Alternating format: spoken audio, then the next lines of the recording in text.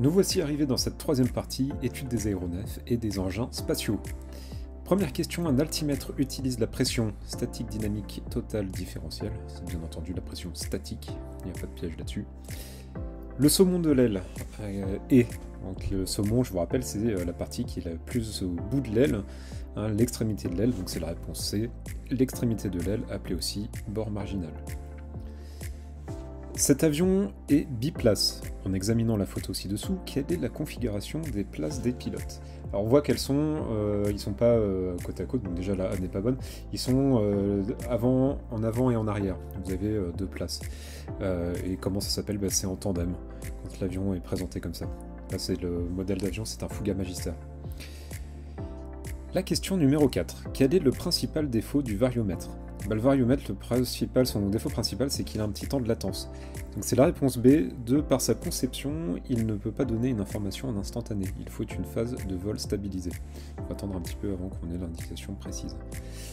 La question 5. Sur un avion, l'indicateur de virage présente la configuration ci-dessous. Alors, dans cette configuration, qu'est-ce qu'on a? Alors déjà, on voit la bille, on sait qu'on n'est pas en virage symétrique. Donc déjà, c'est un virage asymétrique. Et en fait, on voit que l'indicateur de virage nous dit qu'on tourne à gauche. Donc on est en virage à gauche.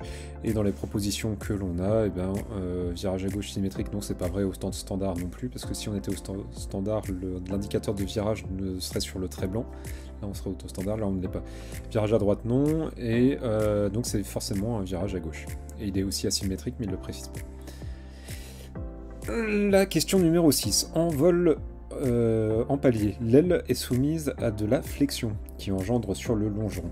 Alors, le longeron, c'est la partie intérieure de l'aile qui longe toute l'aile, donc qui va de l'emplanture jusqu'au saumon. Qu'est-ce qui va se passer? C'est pas compliqué, hein. Comme vous avez une dépression qui est sur le dessus de l'aile et une pression en dessous, et bien sur l'extrados, on aura de la compression et de la traction sur l'intrados. Donc la bonne réponse, c'est la réponse B. De la compression sur l'extrados et de la traction sur l'intrados. L'avion présenté ci-dessous est propulsé par deux turboréacteurs, lesquels sont chacun constitués de... Et bien là, vous avez une tuyère et une turbine, tout simplement. Parce qu'il n'y a pas de vilebrequin, il n'y a pas de bielle. Chambre de combustion, oui, mais il n'y a pas de piston, donc c'est tuyère et turbine. Quel est le taux de dilution d'un turboréacteur double flux? Ça c'est pareil, la question c'est qu'est-ce que le taux de dilution d'un turboréacteur double flux? C'est le rapport entre le débit d'air du flux secondaire et le flux primaire. Donc la réponse C. L'intérêt de l'utilisation des matériaux composites en construction aéronautique est, c'est principalement l'allègement de la structure. C'est vrai qu'ils sont aussi très solides, mais c'est garder de la solidité en étant plus léger. Question numéro 10. Le rotor anti-couple de l'hélicoptère permet d'éviter une rotation permanente de l'hélicoptère autour de l'axe de l'AC. Et oui, sinon, il se mettrait à tourner sur lui-même tout le temps. Donc c'est bien la réponse B. Le profil d'une aile est donné par... le profil, c'est l'un des... on va dire perpendiculaire au longeron, c'est les nervures.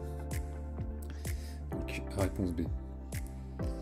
L'utilisation de l'hydraulique pour les commandes de vol permet, alors, un gain de poids, non, certainement pas. De diminuer les efforts du pilote, oui. De ne pas avoir de maintenance sur cette partie de l'avion, alors c'est pas vrai du tout. Et d'avoir un train rentrant grâce au circuit hydraulique. On n'installe pas un circuit hydraulique uniquement pour le train rentrant. Et ça c'est faux aussi, donc c'est bien la réponse B, de diminuer les efforts du pilote. Ça va permettre de faciliter les contrôles. Le fluide d'un circuit hydraulique. Alors la réponse est utilisée sous pression pour actionner les commandes.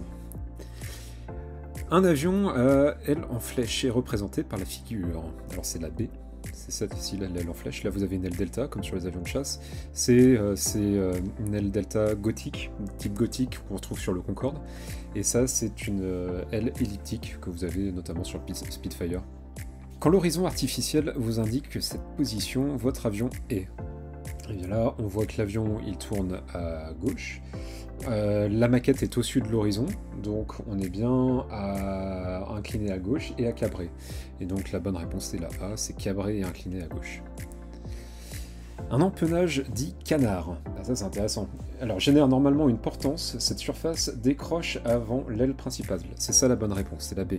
En fait, hâté nous expliquer que sur le Rafale, c'est un avertisseur de décrochage naturel. Ça permettait d'avoir une indication du décrochage. Elle décroche avant l'aile principale.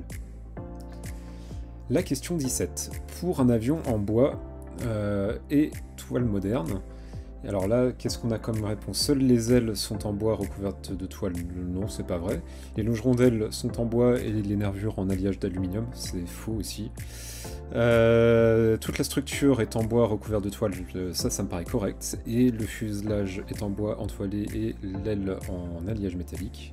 C'est pas vrai non plus. Donc je dirais, on parle bien d'un avion en bois et en toile moderne, comme sur le Robin DR400 par exemple. Eh bien, c'est la réponse. Toute la structure est en bois et recouverte de toile.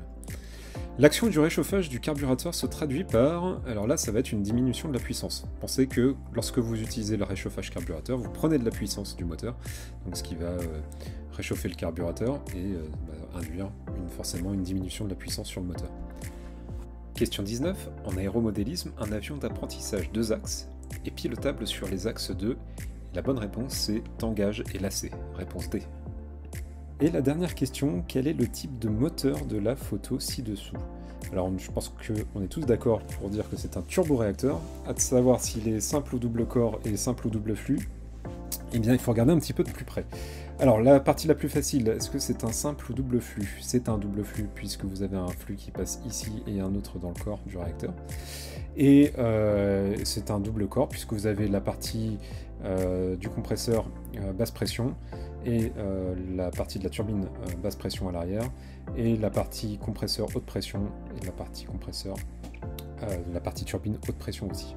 Donc c'est bien la réponse double corps double flux, la réponse C.